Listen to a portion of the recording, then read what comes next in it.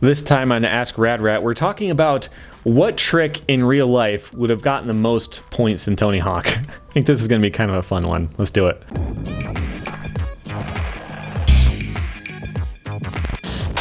Welcome back to Rad Rat Video, a channel about skateboarding in all of its forms. I like to enjoy skateboarding media and tell you all about it.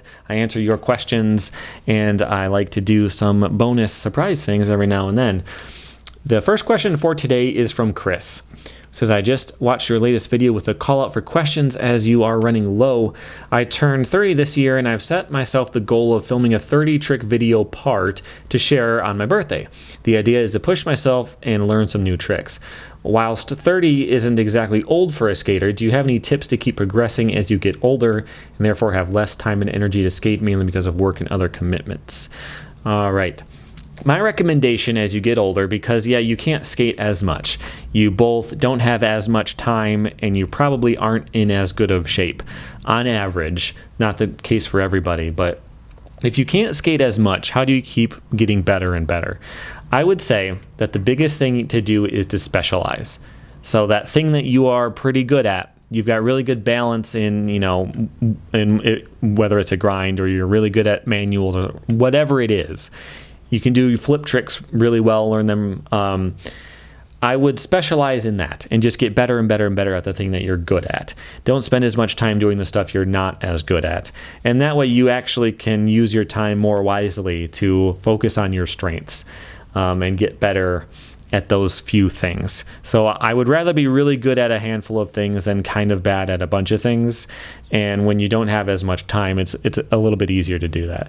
So being able to come up with 30 tricks, I think you can do it. You may have done it already because you sent this in a little while ago. When I asked for questions, I got a lot, and I'm going to use them all up today. So I do still need more. But yeah, I do appreciate the question. All right, next question is from Matt, who says, I started skating back in 86, 87.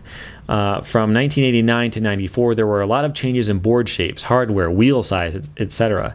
One thing that's really hard to look back at is when certain things were trending. For example, things like bridge bolts and U-bolts were huge for about 6 months to a year and then disappeared. Boards also went from like 9.5 inches wide to 7.75 wide in about an 18-month period or so. My question is, what would be a good way to build some sort of database to track trends? Does one exist? It's easier now because of the internet, but so many things came and went during that 5 to 6 year period. All right. Dig your show. Been following for a few years now. Thank you, Matt. The biggest tool I could think of is a site called artofskateboarding.com. It's mostly about how much a board is worth, like tracking, like trying to collect boards. But because of that, there are listings for a bunch of different kinds of boards. You're not going to see listings for bridge bolts and lappers and all that type of stuff. But seeing all the different boards, and they might scan in a catalog from time to time, and you can see all that kind of stuff on there. So you can look at the career of a certain pro that you like and see that this board came out and it was a 9.5, and then his next pro model came out and it was an 8.0, then his next one came out and it was a 7.5, and then you can see over the years where that happened. It's a fun site to click through and just kind of look at that kind of stuff. It's not as easy to go by year. At least I haven't found a way to go by year. You more go by brand, and you can go through it that way. But it's fun to see all that stuff, and it's fun to go back and find all the boards that you used to have throughout the years. It's a fun way to spend some time. So I think that might be the most useful tool for you that I know of, where you can find that kind of thing. All right. Next is from Alexander W., who says, I've only been watching for a couple months, and I would like to let you know that your videos help me when I'm overwhelmed with work due to your very relaxed and chill style of videos. I appreciate that. What do you think about Nigel's style? I know that he has a reputation for being very robotic and perfect, but would you consider that roboticness his style? P.S. Nice jawline.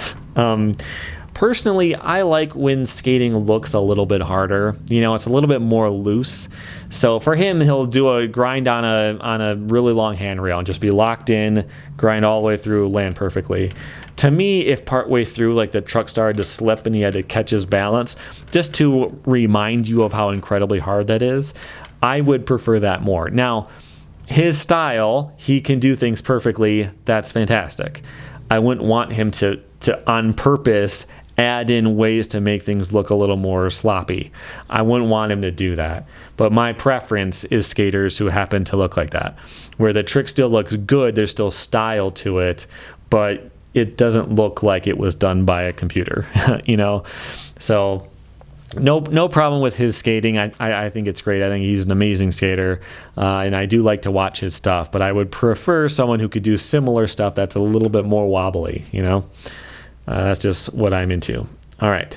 The last question for today is from Lori, who says, what actually done trick would have resulted in the highest score in a Tony Hawk game? I actually spent some time in Tony Hawk 4 to try to mess around with this. The reason I picked 4 is because there are a lot of special tricks in that game that are based on real tricks done by pros. So you meet a pro and they teach you their trick, you know, like that happens in 4. The trick totals may be different in different games, but that's the one that I went with for this. And the top 2 highest special tricks are the 900 and the Indy 900. So Tony Hawk has, of course, done the 900 and a couple more now, and that is worth 9,000 points, which is pretty good. Someone has also done the 1080 at this point, and I had a really hard time trying to do one in the game because I didn't want to do one, you know, with a gap. You know, if it was a big drop, you'd always give you a gap, or like on spines, you seem to get more airtime, but then it would be plus spine transfer. I can't do that because it would mess with the total. So the closest I could do is a fakie 900 with a revert, and that was worth 23,000. Tony Hawk 4 doesn't have a spin faster cheat or less gravity cheat. There's a slow motion mode, but you actually get less air in that mode. Weird. I messed around with it for a while. But the best trick I could think of, so that the highest scoring special trick in this game is a Indy 900. Bob Burnquist did a fakie to fakie Indy 900. So I tried that trick out, and that was worth over 26,000 points. I can't think of anything that would be worth more.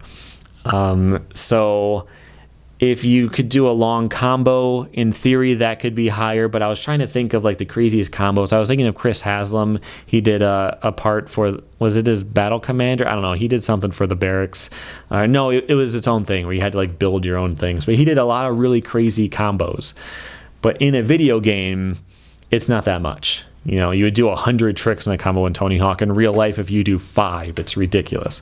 So I don't think that like a street combo could really work, except for lip tricks. There's a special trick in Tony Hawk 4 that has a big spin flip to tail stall, and that would be tough to do, but not impossible. But you could do that, land in the tail stall. You don't really have to balance that.